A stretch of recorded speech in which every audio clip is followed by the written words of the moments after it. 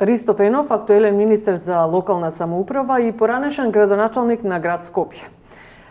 Добре дојдовте и ви благодарам што ја прифативте. Пратеник порано. И поранешен пратеник, да, во 2 мандати. Ви благодарам што ја прифативте поканата најпрво. Благодарам на вас на поканата. Смеам да започнам или да кажам дека започнавте кариера во органите на управата на град Скопје. Всушност така сте постојано поврзани со таа институција и луѓето кога ќе се спомне Пенов, не знам сега дали ве гледаат од позиција на сегашен актуелен министер или веднаш се започнува, тоа беше поранешниот градоначалник. Да. Подосна ќе зборуваме какви епитети имате и какви пиетети. За некого е вака, за некого е така. Господине Пенов, да направиме една кратка ретроспектива. Какво Скопје беше некогаш, а какво Скопје имаме денеска? Вие тогаш работевте, велам, кога започнавте... говорите за 80-тите. Так. Зато велам, ретроспектива и таа ретроспектива да го доближиме Скопје денес. Полн набојна изградба, се уште подземјотресно Скопје се градеше, тоа е период кога се изгради железничката станица, се проби градбата во аеродром, значи сообраќајниците, тогаш и стопанските објекти беа под градот. Едно друго време на еден развој, на еден ентузијазам. Сега, може би бевме млади на еден економски просторен развој. На една среќа, иако тогаш веќе тогашна Југославија влегуваше во економска криза која се чувствуваше. Така.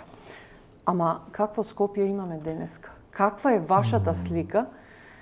Имаме ли денеска економски прогресивен просторен развој? Гледайте, значи Скопје се развива.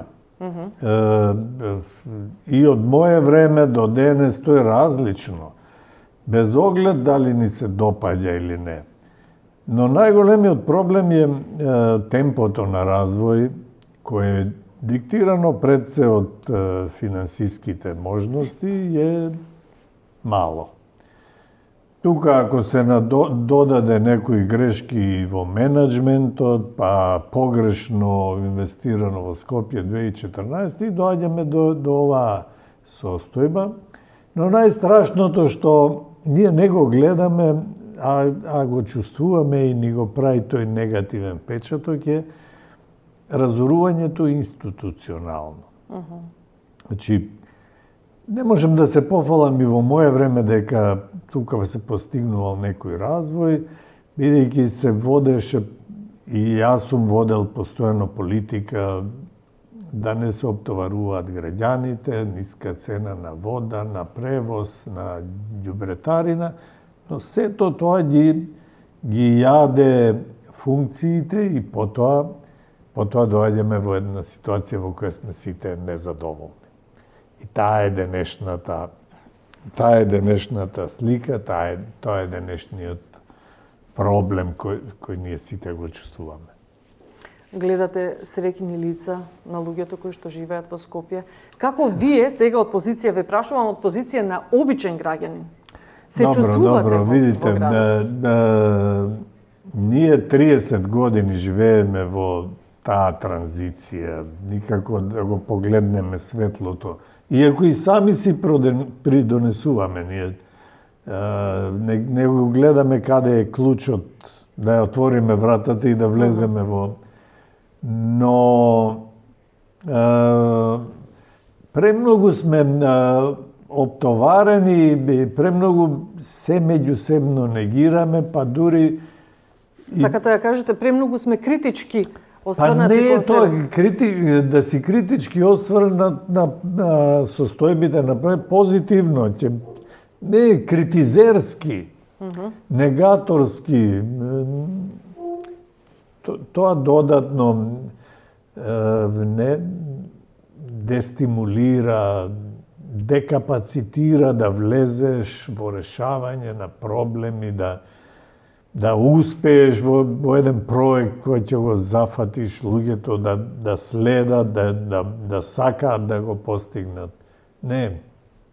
Ама каде е проблемот? Проблемот не е во луѓето, проблемот многу е е во комплексен, институциите и луѓето што ги водат тие институции. Апсолутно, ама знаете, среќата е индивидуална работа. Човек треба сам да ја бара, сам да се внесува, сам да влегува во можностите што решавање на некој проект или проблеми ги пружа времето. Ние одбегнуваме. Дали е Скопје во криза? А дека е во криза не е тајна. Добро, апсолутно е, самите констатирани. И сето тоа влијае на граѓаните и граѓаните се колатералната штета на политиката. Така е. Очекуваат нешто, се чини како да не добија ништо, веруваа во сегашната тоа, иако градоначалничка. апстрактно звучи, постојано го кажувам. Значи, граѓаните мора да си ја преземат одговорноста и да почнат да бираат. Не може да се гласа против само заради некое незадоволство, туку да се избира. Не може да се гласа како ќе ти наметнат партиски штабови, туку треба да се прават собствени проценки. Видите, ние надвор од двата политички блока не може да се појави трет.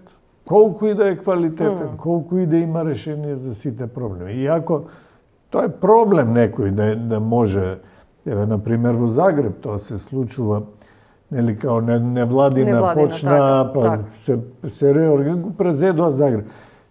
Обично тоа така оди. Тие одат во права насока, но толку наталожени проблеми не се решаваат и не може да се разрешат у еден мандат. И најверојатно така и ќе изгорат. Сега говорам за Загреб.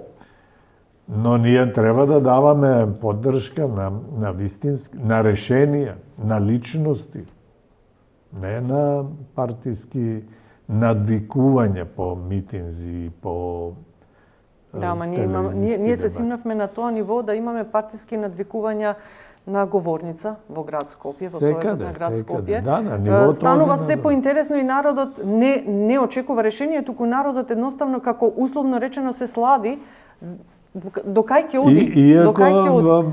По глава ќе ги удари. Така, ќе им се врати како бумеранг.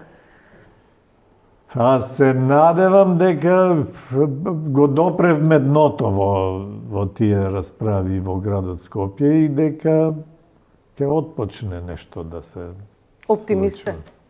Јас сум секогаш оптимист и ако нема многу факти за да го потврдам мојот оптимизам.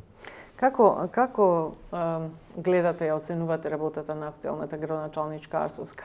Имавте вие средби со везе? Знаете како јас не е добро да правам такви оценки и од аспект, нели, јас штом сум бил јас градоначалник, никој не може као мене да биде. Секогаш тој што бил е субјективна, но и сега како министер баш за локална самоуправа. И треба да бидете и умерен сега? Нешто треба да бидем умерен, туку треба да преземам и ја дел од таа одговорност и да ги расчвориме тие работи, а не да влеземе во оценки, критики или препукувања. Тоа не. Мислите дека тоа дополнително само ќе ги подкрие? Тоа не решава проблем. Тоа не решава проблем. Затоа ние лоциравме неколку точки во градот со кои сметаме да им помогнеме на скопјани. Сите го доживуваат, нели, да им помогнеме на градоначалничката, тоа не се мостот Љубљанска или преминот кај Рамстор, не се бенефити за еден градоначалник, тоа е за животот во градот. За општо или универзалната сала. Так. Но ете и тоа бавно оди, но ќе видиме сега да овие гужви со буџетот во Скопје да завршат. Ке се очекувате дека ќе се изгласа навремено буџетот? Па ќе мора да се изгласа. Или тука се очекуваат одредени сопки, нормално и за буџет треба да има. затоа што поделеност е огромна.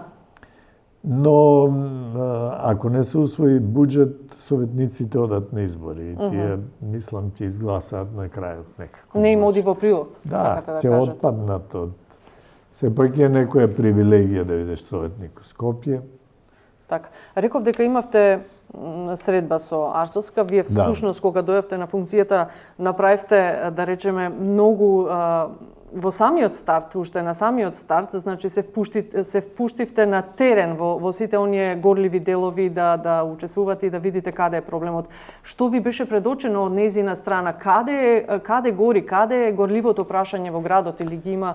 Добро, ние да разговараме за конкретни проблеми, таа ги изнесуваше незините што ги согледува од системска природа. Собирање на данок, на имот, проблемите со пожарната служба кој таа ги чувствува. Јас морам да кажам, јас сум изненаден од нивото со кое таа ги владее проектите. Сакате да кажете во позитива? Или? Во позитива, да. На маса ги владее. Ова сега кога ве слушаат граѓаните, велат не е можно. Да, спроти сликата која што имаме на терен. Да, и мене не ми е јасно како со такво владење во детали на проектите резултатите ги нема. Постојат објективни, нели, во грото имотно правни или финансиски или не знам какви проблеми за конкретна реализација на секој проект, но некаде мора да се расчвери. И мојот совет е и тој, оставете го системското разрешување на проблемите во градот. Треба оперативното треба да се истурка, видливото, конкретно потребното не дека системското разрешување на јавен превоз на системите во градот не е важно, но паралелно мора да се одвива и другата работа.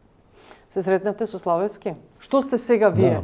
Не. Во која улога сте сега вие? Помирувач, преговарач? Не. Јас сум министер за локална самоуправа и од владин аспект сакаме да ги лоцираме проблемите кај што ние може да влеземе. Очигледно ова е политичка расправа. И ние во таа политичка дебата нема да влеземе да го расчворуваме помеѓу ВМРО и кандидатот на ВМРО. Да. Ние сакаме проекти. А проекти нема. Проекти има, не се реализираат. Еве сега тука доаѓа Фесенинова стои. Затоа саќе ве прашав. Толку битен проект, ја условно речено ве обвинија кога нели беше актуелно тој ден изјавата за универзална сала власта и ја презема универзална сала на Арсовска и така натаму. Од друга страна, што е со тие големи проекти кои што се започнати во едно време, во едно владење на друг човек, за кое што рековте дека не е важно, тука пак патат граѓаните и тие се пак ќе речеме колатералната штета. Еве, до нас се Нинова. Само неколку метри фалат за да биде пуштена во оптека, не се неколку го гледате објектот кој седи на сред улица. Тука е мостот аеродром, тука е што рековте подземниот премин. Што се случува, докаде се тие проекти? Фалат пари, сигурно дека фалат, затоа што пари секогаш ќе фалат. Никој не... И јас сум работел, и денес владата работи со недостиг на пари. Македонија сме. А во Македонија секогаш фалат пари? Недоволно работиме, недоволно создаваме, недоволно растеме. Тоа е голем проблем, а потребите ни се зголемуваат. Сега сме интернетски поврзани, ги сакаме стандардите кои се постигнуваат. Па и луѓето бегаат кај повисоките стандарди. Наша обврска е да ги имплементираме со ограничен фонд на пари. Не ми кажавте докаде се овие проекти? Имали, се гледали, се надзирали, да речеме? Не. Или воопшто? Не. Далеку се од... Сега, ќе речам, за каква метропола може да збориме, ако, да речеме, во споредба со еден Белград кој што има трамвај, Скопје нема ни трамвај. Има застарен возен парк автобуски кој што застарел во времето, сега да го спомнија, мораме Груевски кој што ги донесе автобусите од Кина и тука како да застана се. И кога ќе донесе човек од страна да ти дојде на гости, едноставно се срами што се случува на улица. Види што каде се возиме, така. За каква ние метропола тука говориме? Која слика ја оставаме Гледајте сега, не можете Белград и Загреб или не знам кои да ги споредите. Тоа се Зошто не можеме? различни буџети. Каде ние каскаме цело? Различни буџети, различни финансиски потенцијали на државата, различни капацитети на луѓето да создадат такви градови да функционираат. Белград овако како што го гледаме, освен нов Белград, тој е од пред војната. Тие градби, тие улици, они се осовременува, но тоа е една традиција, една обврска, една одговорност, да тоа функционира. Ние тоа уште го создаваме. Ама зошто не учиме? Еве, имаме соседи околу нас. А ние имаме стари проекти, значи имаме инфраструктура, да речеме зградата кај Нова Македонија, која што за среќа, нели, се стави во функција, па тука се лоцира разни министерства, институции, така. Имаме безброј такви. Значи, инфраструктурни проекти кои што се оставени на забот на времето да скапуваат, наместо некој да инвестира и да го разработи тоа, да се одржува. Да, ама некој да инвестира треба да има интерес. Говориме ако е приватен. Ако се ослониме само на држава, тие се ограничени се можностите. Гледате, ние денес водиме дебата за највисок буџет во историјата, што е навистина, но речи си половината е за отплата на стари долгови. Стари долгови. Ако додадете учеството во пензискиот фонд околу 1 милиарда евра, што останува? Да, ама пензискиот фонд е најбитниот за Е изборите. најбитен, и со таа милиарда тој у реален обем пензиите опаѓаат. Сериозни проблеми се соочуваме. Докаде е проблемот со приватните превозници? Па за нас Го фаливте на институциите, така за речено. нас веќе тој не постои. За нас беше проблем блокирани улици. Тоа е тоа што ви оставаше црна дамка. Да, го ремети животот на граѓаните, на економијата, на институциите. Сега, а всушност тоа е еден најобичен облигационен однос. 1 милион евра. Малку ги разлутивте, ја покренавте нервозата кога рековте дека може насила власта да дејства и насила да ги отстрани. Не бевте свесен за тоа што кажете? Не, такво беше прашањето. Зар не може владата? Па може, ама насила треба. А продолжението е, ама ние нема да постапиме така. Нема да се случи тоа, туку ќе ги институционализирате работите. Да, и еве, успеа таа штета што се направи. Сега се на потек институциите, управниот одбор на ЈСП. Има ЈСП пари да им го исплати долгот, затоа што знаеме дека е во тешка незавидна Он е во тешка, позиција. но 1 милион евра не се проблем. Не се многу пари. За едно предпријатие од 20 и повеќе милиони евра обрт. Може би е проблем во момент да се истргнат, но со една динамика која треба да се договори, може да се. Градот е тука, може да помогне.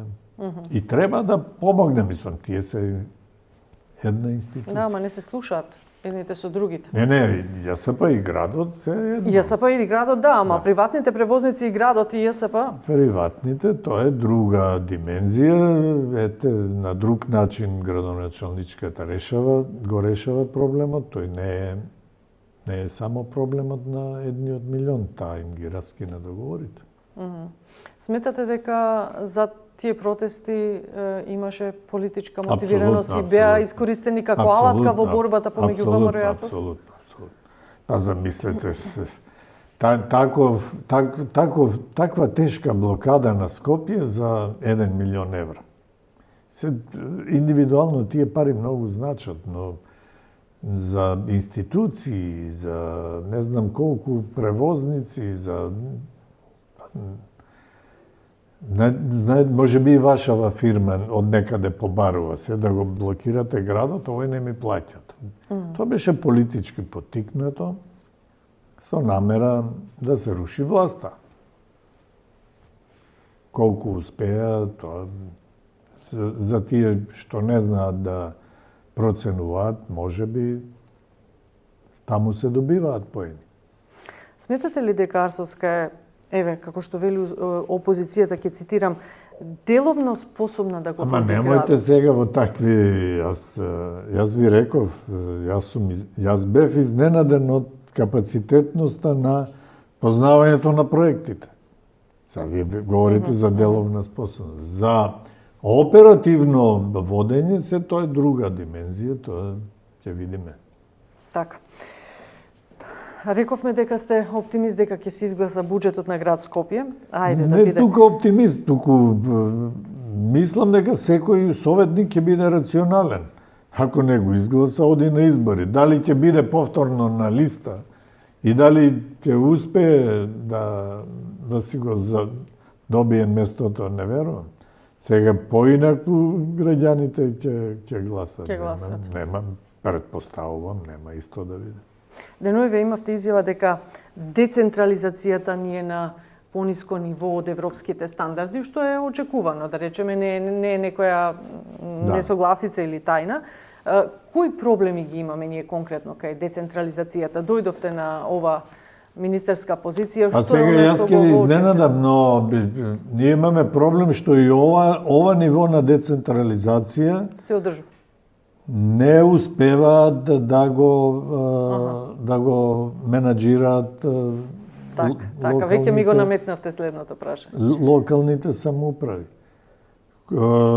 Сега како навлегуваме во анализите на работењето на општините, откриваме дека се работи за тотален мисменеджмент, како би рекле. Значи, еве, во јавноста само слушате енергијата ни е прескапа, дајте ни пари. Енергетската криза сега ја користат општините.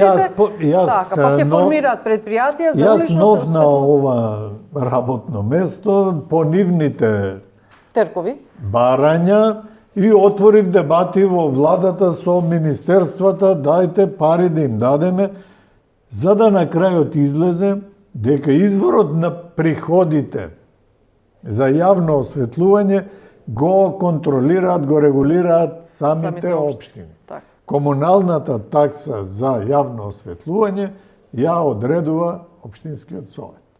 Што тоа значи? Дали тука има малверзации? Дали Не станува дали збор за така. малверзации, тука станува збор за недостиг на капацитет. Сакате да кажете човечки ресурс кој што треба да менаџира со ситуацијата? Да, во општините, потоа за еден популизам.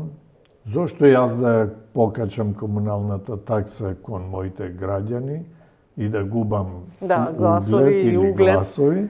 Нека владата, а владата исто треба да зафати од граѓаните, не може нема други извори на приходи, но тука е покажано тотално незнаење, неумење или несакање. Втора работа, трошоците за енергија на општините во 9 месеци од оваа година, јануари, септември, се зголемени за 1 милиарда, што е реално високо. Како тие тоа го разрешуваат? Ги намалуваат капиталните инвестиции. И ќе кажете природно. Но зголемениот трошок од милиарда денари, тие го надоместуваат со намалување на капиталните инвестиции за 1.900.000.000. Значи дупло. Ги оштетуваат граѓаните. Не градат капитални, најмногу се откажани улици и тој тип инфраструктурни објекти. Значи, во однос на 21 за 1.900.000.000 општините во Република Северна Македонија имаат помалку изведено капитални инвестиции заради трошокот од 1 милиарда. Згора на тоа, општините во овој период во кој ги намалиле капиталните инвестиции, ги зголемиле долговите за 800 милиона денари. Речи си колку што е трошокот за електричната енергија. Едно, намалиле капитални инвестиции. Друго згодно. Друго, значи негативниот ефект што тие во менаџирањето со општините, говорам за сите, не поединечни, ќе излеземе и со поединечни анализи. 2 милиарди и 700 е негативниот ефект кој тие го направиле заради таа 1 милиарда. Кога сме кај анализите, како стојат и кои предничат, кои се позади, кои следат? Мислите кои општини? Така. Таа анализа ќе дополнително Ќе се објави. ќе објавуваме. За сега сакаме да го покажеме и овој на Зелске му го дадеме дека да се насочат кон своето работење, затоа што овие 2 милиарди и 700 се потрошени. Ги нема. Значи се потрошени, но се потрошени на спортски екипи, на додатни вработувања, на некакви семинари, неефикасни работи за за граѓаните. И за сето тоа се виновни луѓето кои што не знаат да... Па сега така се, во изгледа. јавноста имаме препукување кон владата, не ни дава пари, не поддржува. Постојано сте обвинети, затоа што знаеме дека Ама поголем еве дел од општините се под... Еве ја состојбата. Значи, владата за 23-та го зголемува степенот на децентрализација. Го покачува учеството на општините во ДДВ-то. Го покачува учеството на општините во придонесите. Тоа се додатни приходи кои ќе ги добијат за да зголемуваат проекти или што ќе работат. Во исто време ние откриваме дека најважниот инструмент за финансирање на општините, данокот на имот, општините најмалку работат да го приверат. И тука повторно се препукуваме. Владата да не ги даде податоците. Ние вчера имавме состанок со USAID кои работат на тој проект и кои им помагаат на општините и кои тврдат дека за 3 пати ќе се зголемат приходите на општините ако тие се посветат да си ги лоцираат носителите на данок на имот и фактурираат. И по проценките на таа анализа дека најголемиот извор на приход во општината ќе биде данокот на имот. Сега се дотациите од влада. Но што се случува? Во овој момент општините имаат добри приходи од продажба на земјиште, од легализација на дивоградби, и тие не се заинтересирани да воспостават систем за... Тоа некому му одговара, значи. Ама... Но губат граѓаните на дол кров. Нели треба да има одговорност за такво нешто? И кој треба да ја понесе? И кој треба да ја побара? Одговорност кривична не може да има. Не може да има, добро. Но одговорност гласачите треба да преземат. Ти си направил или не си направил? Што може да направи Ристо Пенов како министер за локална самоуправа, ете во таа спојка помеѓу локалната и извршната власт, што ново може да донесе? Може ли се случи нова, да речеме, децентрализација, нова поделба? Па, таа е тешко да се работи на неа, но во оваа политичка атмосфера на блокиран парламент и на запалена политичка атмосфера визави бугарското прашање и промените на уставот, мислам дека една таква тема ќе изгори, односно ќе разгори само политичката битка, како што беше, ако се сеќавате, 2004-та битка битката и дебатата за Територијалната територијалната, подела, така. која од тогаш не се промени. Тие што дојдоа на власт... Па имаме општини кои што се оставени на дереджа да... Тие што дојдоа на бранот на територијалната, 11 години си владееја, не променија ништо, иако го силеа народот да влезе дури во палење на зградата во Струга, до толкав револт предизвикува, а потоа територијалната остана каква што е.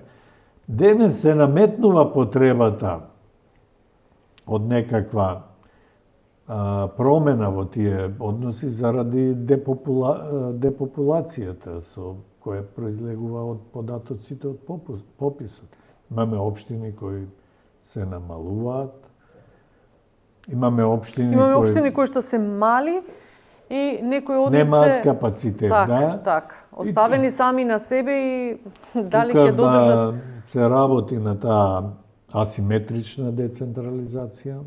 Така ќе ја наречете, така се нарекува. Да. Затоа што рековте дека се работи, нешто што му е потреба на Скопје, не е и на Зрновци. Нешто што Скопје може да го преземе, или Куманово, Карпош, не знам, не може да го преземат Демир Хисар и други општини. Така да во таа насока ги правиме тие анализи, проекции на можната децентрализација. Господин Пенов, вашето враќање во политиката за многумина беше изненадување. Што ве натера назад во политиката? Рековте дека не е политичка мотивираност. Не. Имавте некоја интересна понуда? Па не можам да речам интересна, тоа го подразбирате. Пристојна, не знам. Да, јас така го формулирам, значи толку пристојна понуда, да не речам за молница, да ќе беше непристојно да се одбие. И ако тоа можам вака да го објаснам, да пробам, да влезам, да разиграм некои елементи во владата, се обидувам тоа да го правам со успех, со помалку успех, тоа Ама храброст е во вакво време, не време да се преземе еден таков чекор, седејќи оценка и анализирајќи ги работите онака лагодно. Може влагодно да ги гледам, но наистина корона криза, здравствена, енергетска, економска, војна криза, светот се прекршува. Не е добро да останеш по страна. Да помогнеш. Го наследивте Милевски, кој пак така речено безгласно како да го снема, како да се повлече. Што беше пак пресудно за него, тоа негирање на францускиот предлог или пак не им се бендисуваше на сопартијците? Не, тој даде на... Или пак непотизмот за фамилиарните врски тука што ги имаше? Даде една непромислена изјава. Новинарските статии го рушија Милевски. Мислам дека сам се сруши, тие дополнително, знаете, кој ќе почнеш да паѓаш, секи ти се... Секи ти се нареди. Секи ти се товари, но таа непромислена изјава од плажа во, не знам, во Грција каде, јас ако се прифати овој предлог, не сум дел од владата, а владата решила да повлече државата кон Европска унија. И зошто Пенов сега? Немаше други кадри, помлади кадри, или веќе се истрошени во политиката? Да тие што одлучија за Пенов да го повикат. Коалицијата со СДСМ се чини дека ви е непоколеблива? Па и моето влегување на тој бран. Значи, ако пратениците се изјаснија дека стојат цврсто на францускиот предлог, и јас влегувам на тој бран, значи, ние треба да работиме да ја прошириме таа коалиција. На Македонија и треба уште поширока коалиција. Да, ама се добива една друга слика во државата ова сега кога реков за коалицијата. Зошто? Што се случува со малите партии? Затоа што општо познато е дека секогаш се тука кога им требаат на Добро, на овие да, големите, тоа е а се чини така, дека во но- државата владеат СДСМ, ВМРО ДУИ. Така е. И сега малите партии само се приврзоци кон тие и ги користат. Лесно се пазарите, лесно се продавате. Може и така да се рече, ама во ова време да правиш пазар, Отида не. отие во прашање... Сите се пазарат во ова време, може би. Затоа што е... Еве, гледате некои партии се пазарат. Зато велам, ова време некои го користат најдобро. Ама, ајде да видиме дали ќе го... што користат и што ќе искористат. Па сега е најлесно на бранот на популизмот, да вика, убава Бугарија. Тоа е као фудбалскиот надпревар. Со цела енергија ја свиркавме химната на Бугарија, го загубивме надпреварот. Наместо обратно. Наместо достоинствено. Химна се свири за почит, не се свири, ако треба да има непочитување, таа треба да се одбегне. Тоа е целта на свирењето на химните. И наместо да им дадеме поддршка на фудбалерите, на сите кои се инволвирани, во момент кога Бугарија имаше најслаба фудбалска репрезентација да ја победиме, ние го загубивме напред, ама силни и ја свиркав. Тоа е патот кој и политички треба да се оди. Не. Јас сум за другиот пат. Да исчекориме, да понесеме товар, некоја жртва, каква и да е, не говорам. Ама ние понесовме многу жртви. Не сме понеле, немојте. Немаме ништо. Не сме Ама понеле. евен пато, исчекоривме кон патот на... Што е тоа што немаме ништо? Што добивме од НАТО? 20 милиона евра стојат неискористени во Министерство за локална самоуправа преку ИПА фондови. Не знаеме да ги 2. искористиме. Почнува ИПА 3. Кој ни е крив?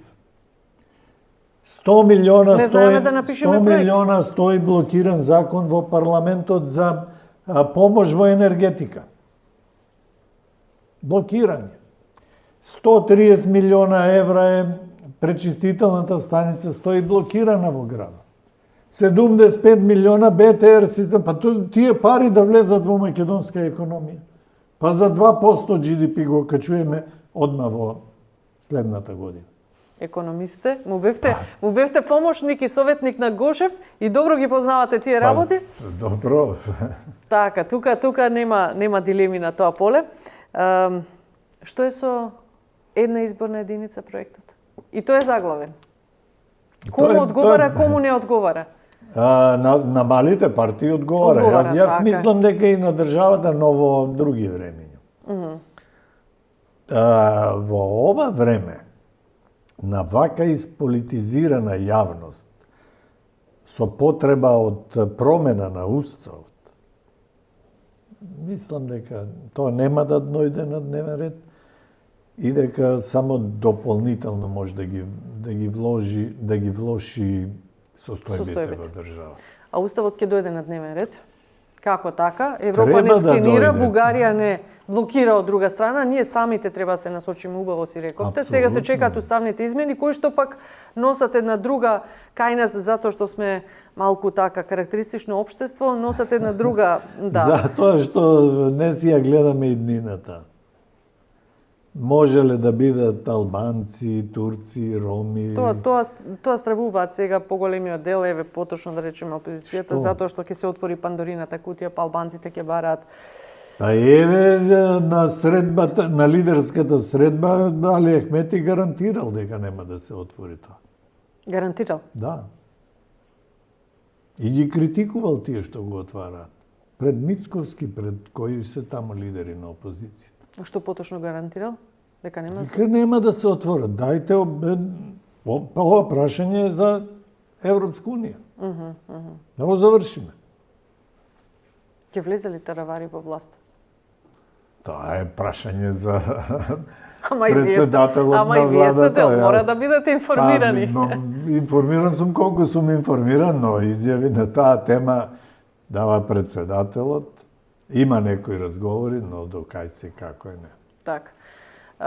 Оптимистите пак ќе речам дека уставните Ако измени мене ме прашате, треба да влезе. Јас сум на ставот Да, носи по-голема комотност. Овој момент на ова општество му е потребно уште поширока коалиција. Ке има ли земјотрес во опозицијата околу уставните измени?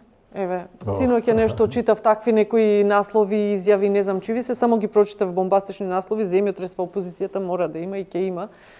Ќе се купуваат гласови, ќе се пазарат тука што ќе биде. Најдобро е тоа со разум да се изведе. Ама кај нас разумот некако тешко. Најдобро е сите да го изгласаме тоа.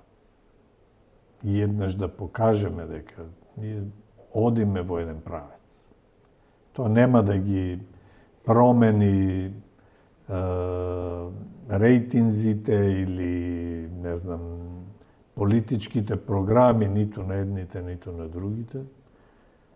Но, пак ќе ви речем, јас ова време сум го живеел и сум бил жртва на ваков процес, кога на бранот на територијалната се промени власта. Јас загубив во Скопје, тоа беше една општа атмосфера, не го намалувам против кандидатот, не го омаловажувам, вредноста него, и ништо не се случи. И се граѓаните треба да размислуваат. Сега ви нудат цврсто стоење против уставни промени, против Европа, а има ли алтернатива? Македонија требало да се заврти кон другите сојузи. Еве да се завртиме. Еве да пробаме да се завртиме кон БРИКС. Па ние само да воспоставиме некоја врска, да отидеме во некоја држава, треба милиони евра луѓе да отидат, да одседат, да се... Ние немаме никаква комуникација. Како тоа ќе се завртиме таму? Да, ние немаме Како комуникација. тоа овие фондови ќе ги оставиме, што дури не знаеме да ги искористиме, ќе одиме на без фондови. Да, ма еве Мицкоски е категоричен дека нема да против уставните измени, а велите Па јас па ги речем на вас, на граѓаните, да цените. Ви нуди ли нешто? Ви нуди дека во некаква иднина тој ќе дојде до друг договор. Јас сум ја водел таа политика. Јас сум херој на таква политика. Ние името 20 години не го дадовме, јас завршив политичка кариера и не го дадовме името.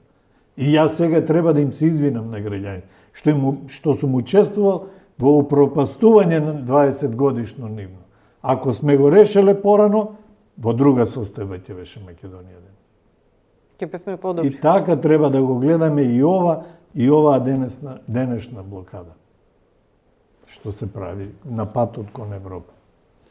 Пред новогодишни празници Скопје ни е како црна дупка. Гледаме градовите, па и помалите општини еве веќе почнуваат да се осветлуваат, да има некое мало светло кај граѓаните, некоја убава позитивна светлина во овие тешки времиња, ама Скопје нема. Вие сте поранешен татко. Пак ќе речам, дел од опозицијата има епитет вели гробар на Скопје, многу тешка квалификација. За други сте користат пиетет градскиот татко на Скопје, кој што, добро, има луѓе кои што ви забележуваат од тоа време поради коцката на плоштадот, стражарницата на камениот мост и така, тоа некако ве повлече така пред завршницата на вашиот мандат тука. Не одигравте добро или? Стражарницата, морам да ви кажам дека намерно ми ја бутна тогашната власт, тогаш беше ВМРО на власт, заради муслиманските обележја на стражарницата, за да не се повтори за да не остане во конечниот облик на... Та не е невнимание или не знам што. Но тоа е сосема друга тема. Било па поминало. Било па поминало, да, 20 години поминале. Некој можел да ја врати и стражарницата ако му сметала, таа не е прескапат. Не, они го додадоа Скопје 2014-та. 20.000 евра чини тоа да го... Едни вадеа коцки, други ставаа плочи и сега камиони пропаѓаат на градскиот плоштад. Тоа вадење на коцката е политичка флоскула, бидејќи таа не беше ниту традиционална, таа е коњска. За коњски овакви, нели, за облена, каде што Вие на штикли не можевте да поминете низ плоштадот. И изгледот беше до таква степен што сите скопјани бараат да се реконструира плоштадот.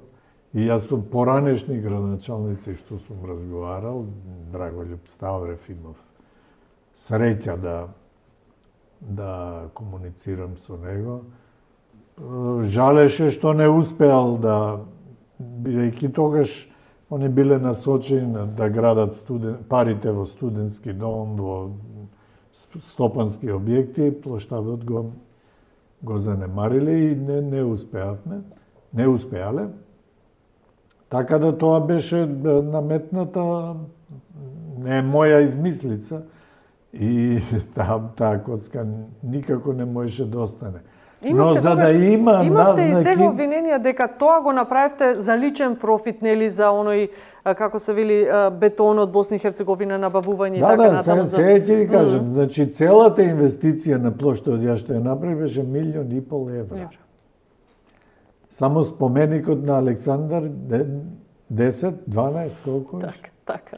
Тие ме обвинуваат дека ја од 1,5 милион сум украл пари. А 10 таму не, а само споменикот.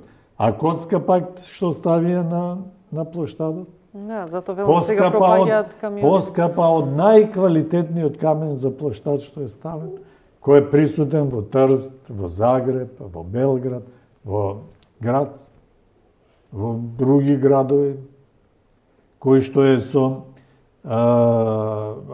квалитет од аспект на тврдоќа. Таков камен во Македонија нема. Нема плоштадски блокови да можеш да извадиш. Пред самиот крај не ми одговоривте како ви се бендисува Скопје вака неукрасено? Па добро, има Ќе си дозволевте ли тако нешто назнаки, да бевте сега на таа позиција? Сега пак ме доведувате така. Што да правам? Таква е поврзаноста. А ние мора да ви искористиме да прашаме се што ни интересира. По мене малку доцни, но дали е операторот, односно изведувачот што постава, најголемиот проблем е нешто друго. Значи, метрополите веќе се украсуваат со проект, Така. не со тендер најефтината понуда. А нас тендерите ни се сопка. Не, но на тендер ти добиваш изведувач или добавувач, а метропола бара некоја архитектонско или не знам друго естетско решение. Благодарам. Благодарам на вас. Беше ова актуелниот министер за локална самоуправа Ристо Пенов. Ви благодарам уште еднаш што се озвавте на поканата. Вам, почитувани, ви благодарам за вашето внимание и секое добро.